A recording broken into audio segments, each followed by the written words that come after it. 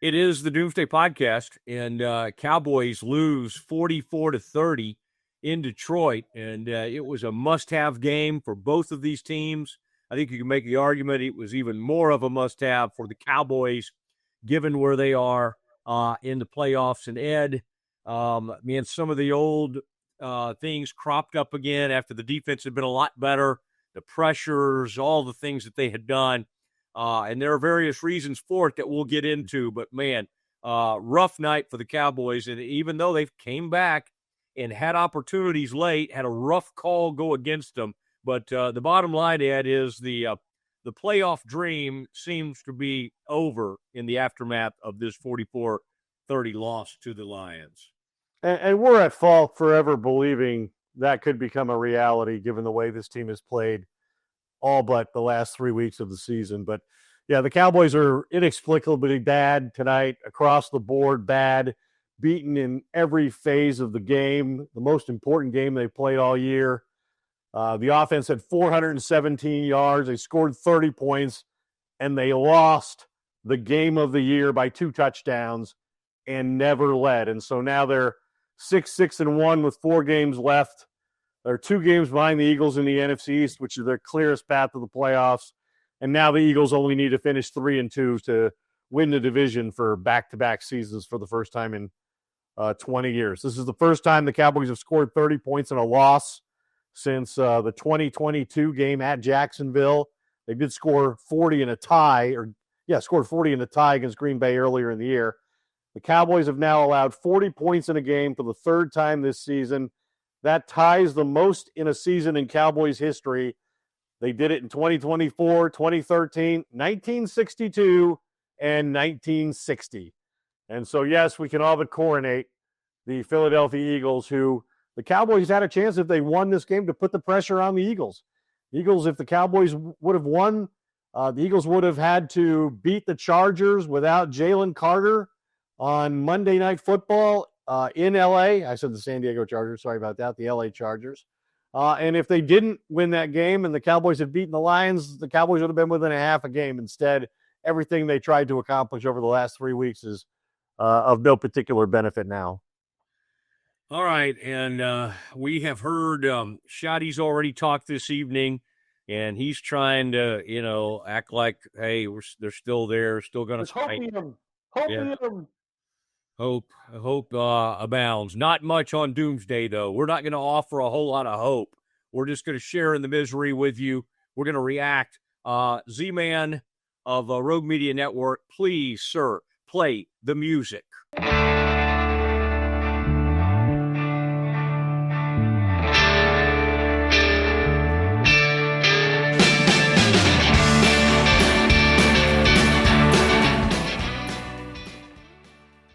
All right, Ed. Cowboys lose this one. There's a lot of different directions to go. A couple of turnovers. I mean, the late interception, the game had already pretty much been decided.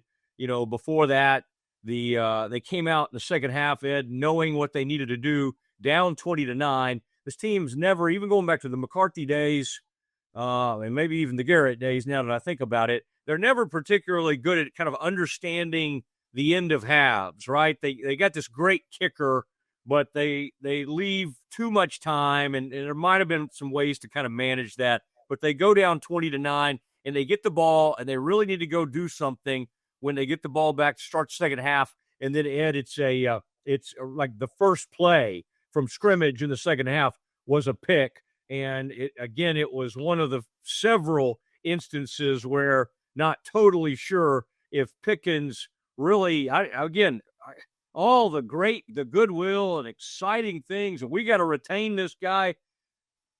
I would say he was pretty much a flop in this game, and there were some major effort issues.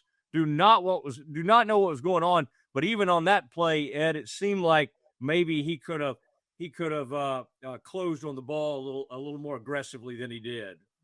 I think the Cowboys got Pittsburgh George in this game.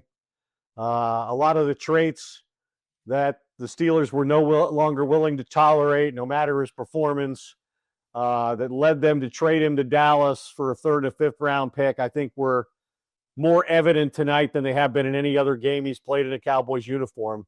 You know, they lose CeeDee Lamb to a concussion in the third quarter. The Cowboys finished the game with two receivers who have 100 yards, and George Pickens is not close to being one of them. It's CeeDee Lamb and Ryan Flanoy. Pickens caught 5 of 9 targets tonight, 37 yards, his fewest yards in a game since week 1 against Philly.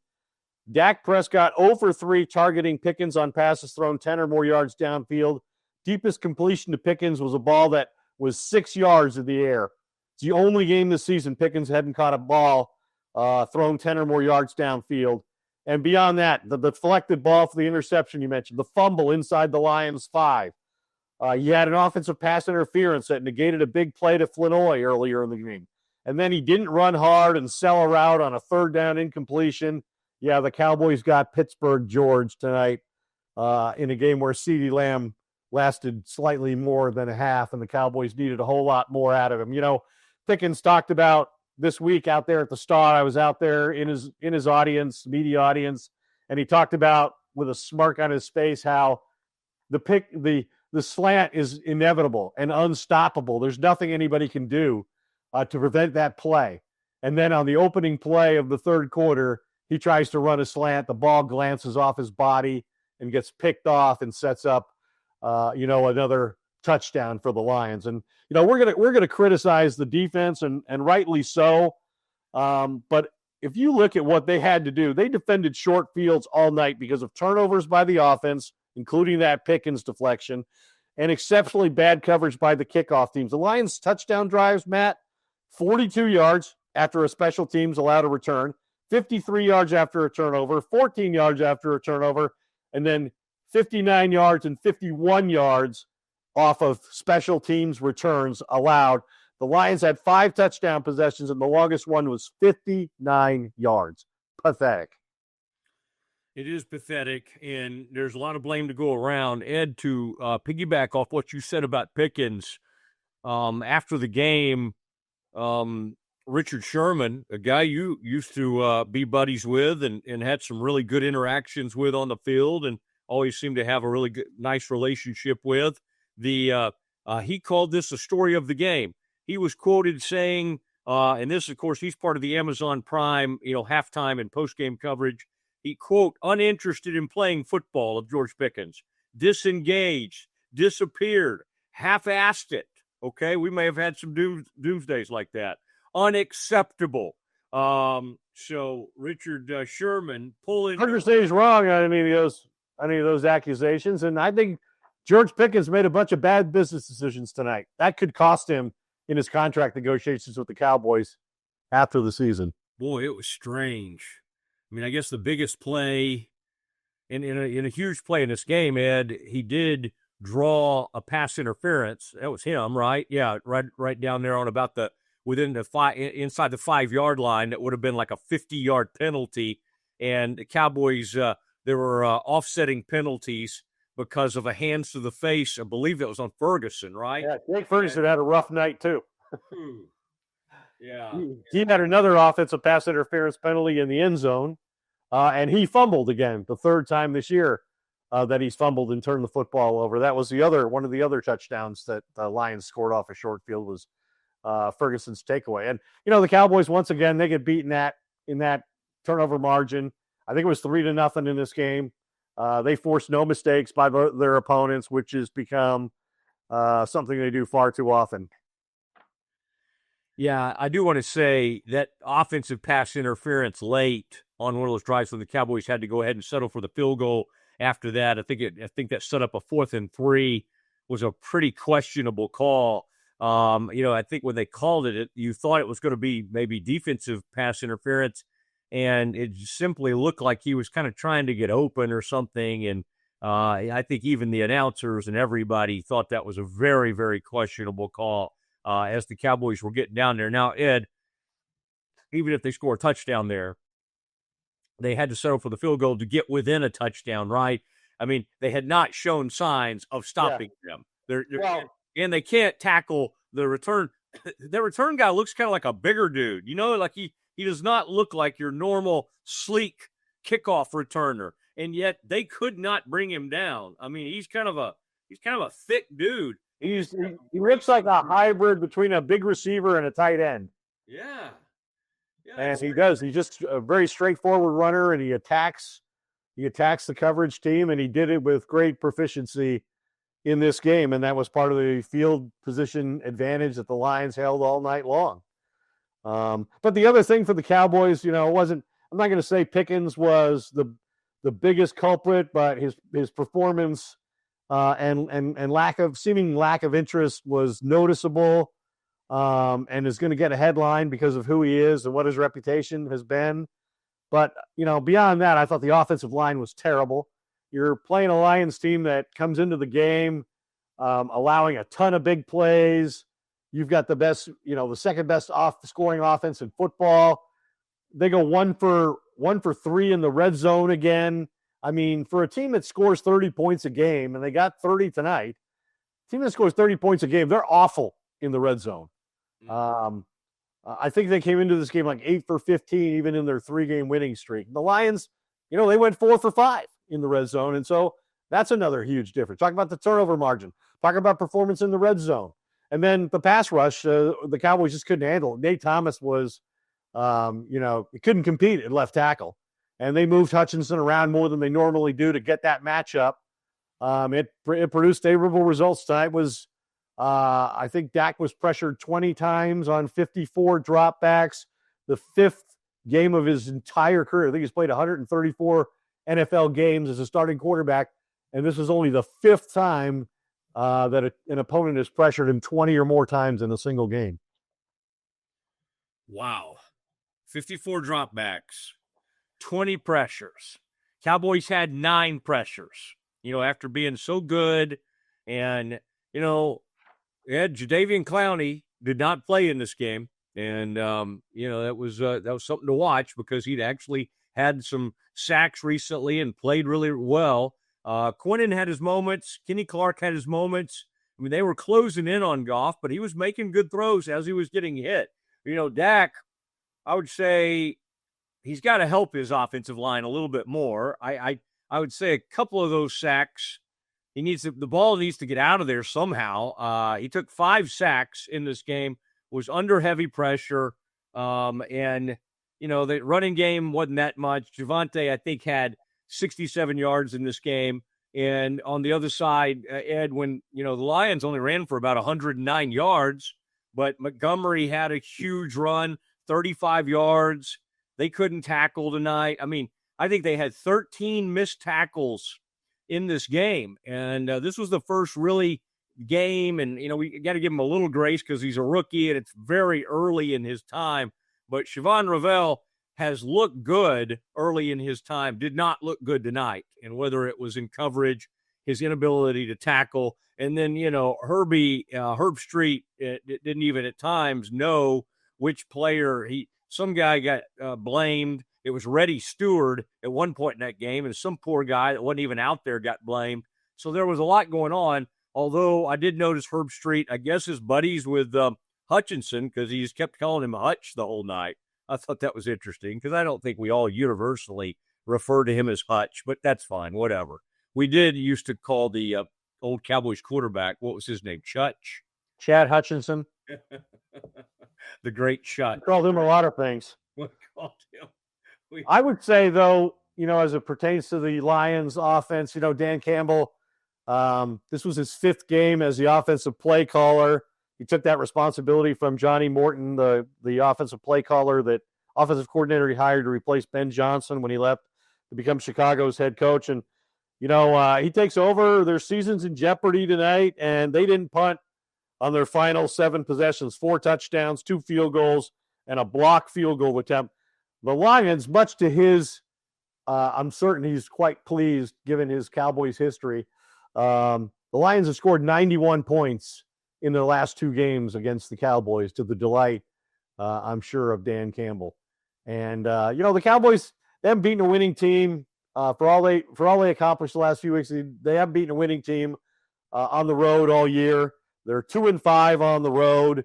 The 2 wins are against the Raiders and the Jets.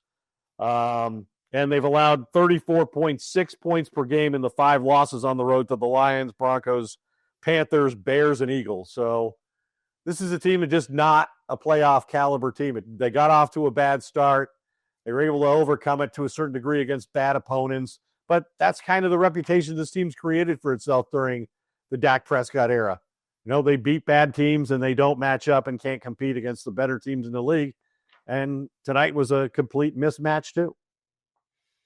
Well, I guess what you're saying is they are who we thought they were, right? I mean, we kind of did get sucked into all this, as you said, this whole run to the playoffs and these percentages that we've been mentioning ad nauseum. Oh my gosh, and everybody has their own little different computer. Oh, the Lions, if they win 55%, the Cowboys should come up to 39% or 41%, whatever it was, and we could put that to bed because they dropped down to what, like 9%? 9%, yeah. And I was surprised the other day at the Star that one of the statements Dak Prescott made as he anticipated this game was in meaningful December football. He said, "Hey, this is the most confident I really felt in any of my teams that I've taken into December." And then they go and play like this, and now the obvious danger is they don't have much to play for in all likelihood, and they're playing for a first-time head coach who's a relationship guy and a positive guy, and he said after the game he doesn't think they'll quit. That they'll still play hard and they'll prepare the proper way like professionals. But if this is the best effort they can give when everything's on the line and there was so much to gain and everything to lose, and to deliver maybe their worst performance of the year, certainly their worst since they made the big trade for Quinnen Williams and got all those players healthy on defense. They got embarrassed on defense at times. I agree with you. Too many short fields. But when they were out there, Kenneth Murray, by the way, they made the trade for Logan Wilson. They're not putting Wilson out there. He's barely out there. It's like they're sticking with Kenneth Murray. Kenneth Murray against Jahmyr Gibbs is an embarrassment, out in the open field. He makes him look bad. Then he puts one on Bland. He basically sends Bland into the sideline. He jukes him so badly. I mean, think about that. Gibbs is a great player, and they didn't even need him to run. Yeah. I bet he ran for like 10, 20 yards or something. I think that was the genius of Dan Campbell's game plan. If you look at what the Chiefs did last week against Dallas successfully, one of the things they did was they used a lot of misdirection, with jet sweeps and so forth. And we saw Jameis Williams do that today. They also used a lot of running backs in the passing game, screen passes. And that's really what Campbell did here. I mean, he created open field opportunities for the most elusive and fastest running back in football in Jahmyr Gibbs. And that being said, Gibbs did have a couple touchdowns right up the middle. And so did Montgomery, as you mentioned earlier. But I thought the genius of the game plan for Campbell was he got his best player in the open field against a defense that doesn't have a lot of speed and tackled really poorly. And I can't imagine what the number is in terms of yards after the catch for the Lions in this game. I think it was about 120 yards at halftime. And they had a lot of big plays in the second half where it was yards after the catch too. So they didn't really affect Jared Goff in the way I thought they might. I mean, they're the only team in football with 3 $20 million defensive tackles, and he's really susceptible to performing poorly under pressure. And I thought the Cowboys might be able to collapse the pocket quickly inside on Goff, but they got the ball out of his hands pretty quickly in the early part of the game, got it to Gibbs as a game breaker, made a lot of big plays. And really the Cowboy pass rush was never much of a factor in the game. No, and I was looking for the yak. I was trying to see a final. I thought if I just on Twitter typed in yak, it might come up, but it brought up way too much other stuff. But the Cowboys, George Pickens has been great at that. You're right. He talked about oh my gosh, nobody in the world can cover me on a slant. And of course, they beat him on a slant and get the interception first time out, first play of the from scrimmage in the second half. And that really set the tone. Now, again, they did what they do, Ed. They did fight back in that game. You can't say that they didn't. 27-9. And at some point, they have that game, what was it, 30-27. I mean, they fought all the way back in that game, but it was never it was just answer, and then ball game was over pretty quickly. One of the flaws of this team, and it was even prevailing during the 3-game winning streak. They were behind in all 3 of those games, after the first quarter too. So they're constantly in comeback mode. They never take the lead and play with that advantage, and that makes it difficult, especially when you're playing against better competition like they were tonight. All right, and Jamison Williams had 97 yards. I thought another thing, Ed, we didn't know if Amon St. Brown, would be out there. He did play. He looked fine, and especially with Marquise Bell covering him across the middle, and just those were great matchups for them. Cowboys were just chasing guys. There was too much. Like even Ed, when they had a chance to get off the field, you would see it, and Cowboys were in 3rd and long or 2nd and long a ton tonight in this game. They were, right? I mean, you saw the Lions like 2nd and 22, and yet you knew they were going to find a way. You knew yeah. What are the Lions known for? Gambling on 4th down. They didn't even have to go for it on 4th down. No. And at some point, I looked, like I thought, I wonder what they're on 3rd down tonight. And I swear, I think I saw late in the game, they were like 2 for 5. They didn't have that many. They would be like 2nd and long, and they would get it. Okay, so, yeah. There weren't even that many 3rd downs to try to. Or they just scored. Yeah, they just scored. And the Cowboys they were 3 for 8 on 3rd down. The Cowboys were 6 for 15, and the Cowboys were 2 for 2 on 4th down. The Lions didn't have a 4th down attempt. Yeah. I mean, it's like one of those catch-22s, isn't it? It's like, it's great to have the best kicker in the NFL and maybe the best kicker of the past decade. That's awesome. But then also, you really don't, no matter where he's making them from, you don't want a guy kicking 5 field goals in a game. It just shows you they just kept getting bogged down. Now, he can bail them out, and he can hit a 63-yarder like it's nothing, and everybody marvels at that, but it's hard to win games that way. It's when you have 5, and it's a great advantage that they have to have that kicker, but it really in the end did not amount. They would have really got smoked if they didn't have the kicker. Correct. But they didn't have a guy who could get a 63-yard field goal, which for 45 years was a record length in the NFL, and he makes his 3rd 60-yard field goal of the year. But yeah, the Lions they had 12 possessions. They averaged 7.2 yards per play on offense. Yeah, and there's one player, Ed, who was the guy for Aiden Hutchinson, by the way, had, as I mentioned, 10 pressures himself. But one player for the Lions, a team that's been very banged up. I mean, they're missing a lot of players. Number 32 had to leave the game, and he was limping around. Brian Branch. Branch is a good player for them. And yet one of their defensive linemen had 3 sacks in this game. I mean, just dominant. That's been a big problem for them this year. They don't pressure the quarterback enough. And yet tonight they pressured Dak like crazy. Well, and the Cowboys came in, they only allowed 17 sacks. That's one of the best figures in the NFL. But when you're playing from behind all the time, this is what happens. You lose the advantage of being balanced on offense and having the running game take the pressure off your quarterback and using your play action game. They lost all of those advantages when they got behind by as many points as they did. And other than the kicker, they do. They're so bad on special teams. They can't cover that guy. I wish I knew his name because he had a great game. And then Ed, their return guy Turpin is just kind of, what's going on with him? Why does he do these fake? He puts his hand up and he regrets it, and then he tries to run with it. It's a penalty. I mean, it just happened to him last week against the Chiefs at the end of the game. He did the same thing. This is your all-pro return guy. What happened to him? How does he not understand what the rules are? It's almost kind of like he thinks he's able to do this or do a little fake thing. It makes no sense. A lot of this stuff. So, Ed, you had Thursday night. You had Monday morning Channel 8 duty. I certainly hope WFAA said, listen, Ed, we appreciate you coming in Monday after the holiday. Probably after this Thursday night game, we'll give you the morning off. Is that the case? No, sir. I will be on TV at 6:30 tomorrow morning.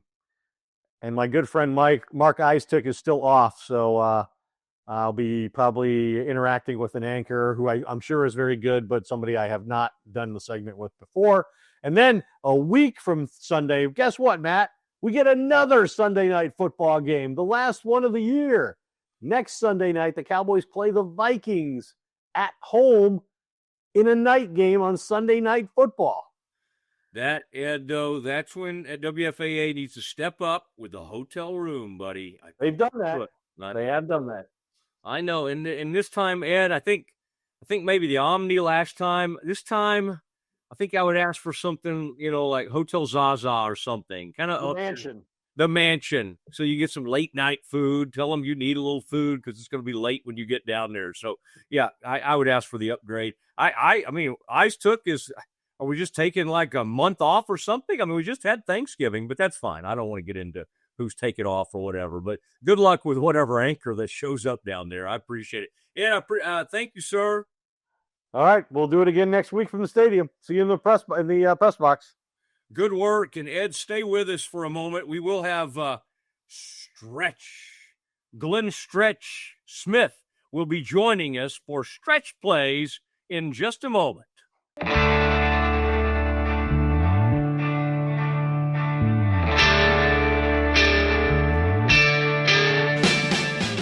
Football season is in full swing, and Underdog is the best place to get in on all the action.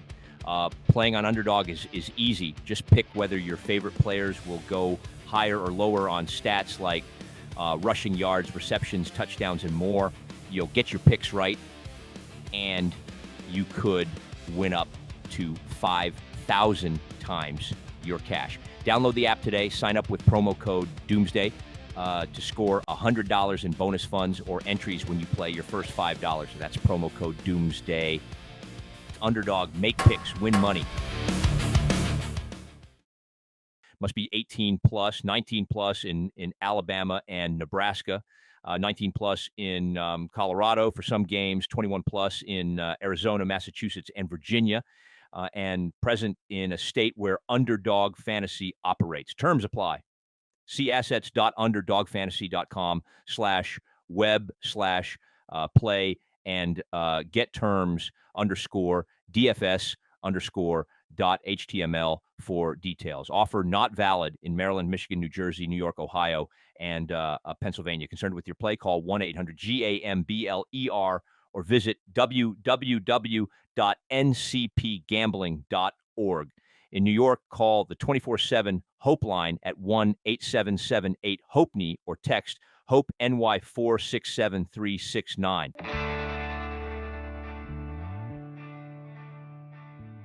It is Stretch Plays. Glenn Stretch Smith, you hear him, you see him on WFAA. He's a huge part of what we do on the Doomsday Podcast, and his grades are always highly anticipated.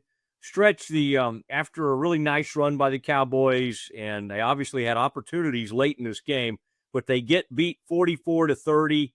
Goff in that passing game just sliced and diced them. Let's start on the defensive side of the ball for the Cowboys. Stretch, after, obviously they played a lot better. The rush had been good in recent weeks. I think they only pressured Goff 9 times in this game. Hutchinson for Detroit had 10 on his own. He had 10 pressures just himself. But what did you make of just the overall defense, Stretch? And it did look like the secondary was up to some of its old tricks. Well, now let me start by saying that Houston gets a sack very early in the football game, and guess what Detroit does? They start throwing everything on a 3-step drop. The ball was coming out right now. Whether they were running slants, hitches, some goes, the ball was coming out right now.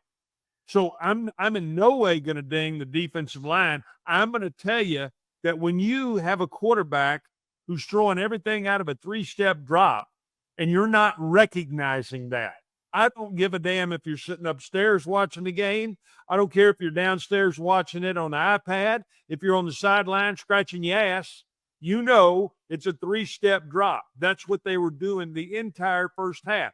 and the football was coming out. Now, were they motioning Gibbs out at times and getting him in one-on-one situations? They were. But it was all out of a quick game, and I don't care if you have 4 Lawrence Taylors across there, you're not getting to him. Detroit had recognized they weren't good enough in their offensive line with the injuries they had to protect. They were playing Penei Sewell, I'm going to say, looked like he was about 80% tonight. And the point I'm making is, as a secondary coach, as a defensive coordinator, when you can't read and recognize the fact that they've switched and gone to quick game on you, and Stewart can't play with correct leverage, Bell can't get on the correct leverage, you can't say, hey, we got to make sure that we're not letting them run these slants inside. It goes back, it reverts back to what we saw early in the season. And I thought they had made some adjustments in the Philadelphia game and in the Kansas City game. But as soon as Detroit adjusted to the quick game, I didn't see the secondary of the Cowboys adjust, nor did I see the sideline of what they were wanting to do adjust, which means get up and play them a little bit and see if you can challenge them and kind of throw the timing off of a 3-step drop. And so I think that's a frustrating thing. I mean, here's the other thing. Special teams-wise, you needed 2 big stops in the game where you had an opportunity and you had the game cut to a 3-point game, and you just let them run it up the boundary midfield. I mean, hell, if they'd ever missed Bones Fossil, is there any way you can put a phone call into Bones, see if he can start riding his skateboard back from Tennessee over to here? Because let me tell you, they need him. And, so some of this is a little bit nitpicking at times, but I'm going to tell you this, Matt, this is a tired football team. If you didn't see one other thing out of this football game tonight, I mean, you saw a Detroit team playing with ample backups. I mean, they didn't have their first 2 tight ends in the football game, and they let you're playing with a receiver whose name is on the side of one of those electric cars, and he runs right by you. So I'm pointing to a couple of different things, but I'm also telling you it is damn tough to play 4 games in 18 days. It really is. And you're sitting around a hotel all day today. It was a tired football team, and Detroit had more gas in their tank than what you had in yours, and they out-physicaled you on both sides of the football. And that's what Dan Campbell's known for. I mean, it's not like you didn't know they were going to be highly physical. And Dan Campbell, we saw him run up the score when he had the chance last year, and he lives for these moments. Stretch, by the way, what I'm hoping is that we find out, maybe by the end of this year or next year, that Tom Kennedy is one of the greatest return men ever. Maybe that's what we'll find out. But, I mean, he's a big kind of burly kid to be a punt and kick returner. And to your point, he had 3 returns. First of all, I can't believe they let 25 ever return it. Kennedy had 3 returns, 120 yards. That's 40 yards per return. The longest one was 42. Every single time they're starting in midfield. And it isn't like he's running across the field, and it's not like he's White Shoes Johnson. He's taking it right there up the boundary and just rumbling, bumbling, stumbling up the boundary. No, L1 go, R1 go, which is your one guy over there. It really was. I mean, you talk about aggravating and frustrating to watch. I think that was the most frustrating to watch, along with the fact that you had no chance of covering any of these quick routes. I mean, when St. Brown cut his splitway down, I think it was right there at the end of the half. He's got one way to go. It's 3rd and 1. And Stewart he just runs the fade right by you. Stewart never turns and looks for the foot. No, it wasn't Stewart. It was Ravel. He never turned and looked at the football, gets the PI. Frustrating as hell. I mean, so frustrating. And so you question, okay, wait a minute. Have we gone over all the options of what could happen in these situations? And it certainly doesn't look like that. And, and then when he had a chance to widen with Tesla on that next to last touchdown, they're playing He's got that deep third. I mean, he doesn't widen at all. So that tells me, has he never been shown when one goes vertical, two's coming here, and by the way, you got to make sure you widen. So it was a tough watch. It was a frustrating thing to watch, and it's certainly easy to start doling out critical grades for guys that don't feel like they were ready to play, nor do they feel like they've been coached as to what they were supposed to do in those situations. All right. I wanted to ask you about the offensive side of the ball. The on Dak's 54 dropbacks, he was pressured 20 times. They had 5 sacks, they had 3 forced fumbles, and they had 2 interceptions. First time, by the way, the Lions had done that since 2007. Okay? You have to go back about 18 years for something like that. And it just, what did you make of just the way the O-line played, Shoddy's overall game plan? What did you make of? Because obviously they put up some numbers, and they put up points, and they put up yards, but they continue to be really bad in the red zone. Yeah, I mean, you when you got in position to have to take field goals early in the game, and you got behind, then it was just a game of catch up the whole time. I think it's unfortunate that, Nate Thomas gets isolated out there on either Hutchinson or Muhammad. I mean, it was, and both of them won on both sides. Anytime there is no threat of running the football, and you're just, hey, sit as an offensive lineman, sit. Well, you get tired of that. And so it's easy to ding those guys. And yeah, you're going to get hit when you're throwing and having to throw the ball that many times because you're behind in the football game. Thomas did not play well, but what is he? He's your backup swing tackle. I mean, I'm not going to get on here and say, boy, he absolutely matched up with Hutchinson. No, he didn't. He's the backup for a reason. I mean, and so I didn't think the line played all that poorly. I thought what happened was they just got away and had to get away from running the football. And here's the other thing: Detroit. I mean, Joseph was out. I mean, they wasn't like they were gangbusters in their secondary either. But they played coverage the majority of the night because there was no threat of running the football.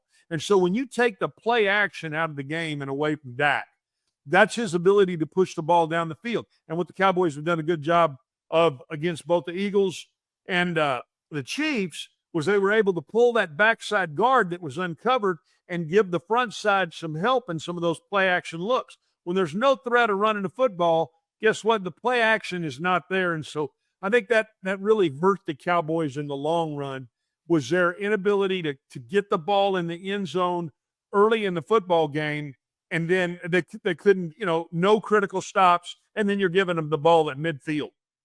Correct. Just a real quick quote that came in, Stretch, from Dak Prescott. He said, "The guys are pissed off right now. I don't think this is any deflated moment like our hands are up, we're done. No, absolutely not. I think you're going to get a team that's pissed. I hope it pisses people off the right way, and we use it as fuel." So we'll see where this thing goes. They've got 10 days here. CeeDee Lamb was in concussion protocol. We'll see if he comes back. He was having a great game. Pickens did not have one of his best games. Got called for the by the way, there was a rough call on the That was a horse shit. Let me tell you, that was a horse shit call on that pick on him. I mean, he got shoved down hard inside. That was a terrible call. Terrible call. The other bad call was on Ferguson. Yeah. Ferguson's using his hands to swim and get to the other side of Ansel Leon, and Ansel Leon's got him collared. I thought they were both really, really bad calls in that situation. Am I pointing to that and saying, hey, that's why they lost the game? Hell no, they gave up 44 points, for crying out loud. But no question, I thought that was a bad call on Pickens when Flournoy got free. It was a terrible call because it was not the defensive back was riding him hard inside. And so, yeah, he got the rub in there. Excuse me. But it shouldn't have been called at that point in the game. So the other thing on the interception, I mean, I've heard Mike Irvin say a million times when he run the slant, he wanted to body catch the football. Because if you go to extend your hands to go catch the slant, a decent defensive back is strong enough to knock the football out of your hands. So Pickens goes in there and goes to body catch it. The ball gets tipped. I mean, that's hard for me to ding him in that situation. Yes. Did it look like he had a go route or a double move where he kind of pulled off a little bit? Yes. And you'd like to point that out on film and say, hey, we need better out of you here. These are things that we got to challenge him with. But in no way am I going to get on here and get on him for anything. He didn't cover anybody. 44 points is what lost you the damn football game. The fact that you couldn't, you had no answers for what Dan Campbell was calling. Stretch, I appreciate you. We'll have more from you, WFAA. You'll probably be down there tomorrow doing some kind of noon call-in type show. And I know Rebecca loves to see you come down there and get involved in things like that. But and then, of course, your work down there in Waco for ESPN Central Texas. Lots on your plate. Thank you for doing this tonight. Great to have you back on here. Hey, man, have a great evening. We'll talk to you soon, Matt. All right, there you go. Oh, and Stretch, stay with us for just a moment because we need to take care of your recording. It is the Doomsday Podcast for Ed Werder and Matt Mosley and Glenn Stretch Smith. That is our show, and we will see you 10 days from now as the Cowboys host the Vikings on Sunday Night Football.